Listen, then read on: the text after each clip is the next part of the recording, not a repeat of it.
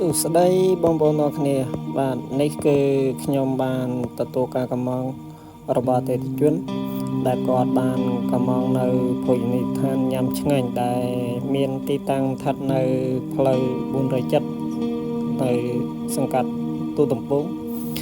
អូខេឥឡូវខ្ញុំកំពុងតែធ្វើដំណើរឆ្ពោះទៅរកកន្លែងកាសៀដើម្បីធ្វើការបង់ប្រាក់ដោយសារនៅហាងញ៉ាំឆ្ងាញ់នេះគឺតម្រូវត្រូវឲ្យអ្នកដឹកជញ្ជូនគឺបង់លុយចំនួនភ្ញៀវមុនទើបយកអាហារទៅជូនភ្ញៀវហើយធ្វើការទទួលប្រាក់អំពីភ្ញៀវដែលជាអ្នកកម្មងក្នុងលក្ខខណ្ឌដែលគាត់ទូទាត់ផ្ទាល់ដៃប៉ុន្តែបើសិនជាគាត់ទូទាត់ទៅតាម Grab Pay ហើយអូខេបងទាំងអស់គ្រាន់តែយកម្ហូបជូនគាត់ហើយក៏ជម្រាបលាគាត់អរគុណគាត់ក៏យើងធ្វើដំណើរដើម្បីចាប់បងថ្មីទៀតបាទនេះខ្ញុំបានទទួលអាហារអំពីហាងហើយក៏កំពុងតែចុចថតរូបទៀងទាត់បងហើយក៏ធ្វើដំណើរឆ្ពោះទៅរកម៉ូតូបាទនៅភោជនីយដ្ឋានញ៉ាំឆ្ងាញ់នេះបរិយាកាសហើយនឹងការដេកគឺស្រស់ស្អាតអញ្ចឹងកុំភ្លេចបងដែល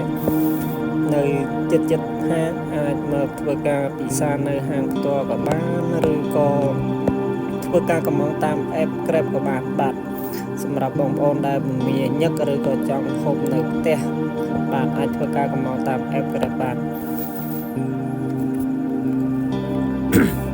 បាទនេះគឺខ្ញុំកំពុងតែរៀបចំដាក់នៅលើ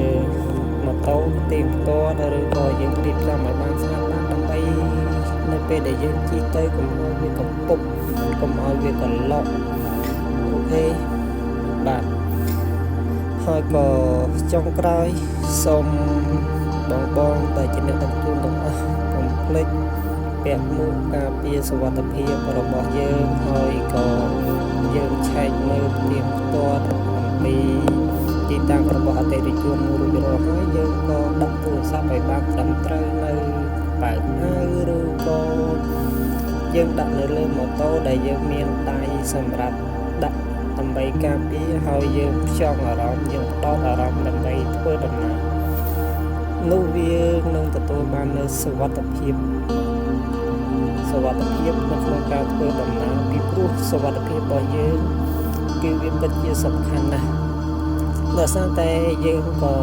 មានមនុស្សជាទីស្រឡាញ់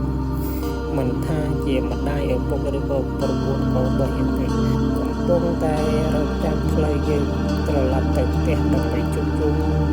គ្រួសារចង់ឃើញមុខប៉ាចង់ឃើញម៉ាក់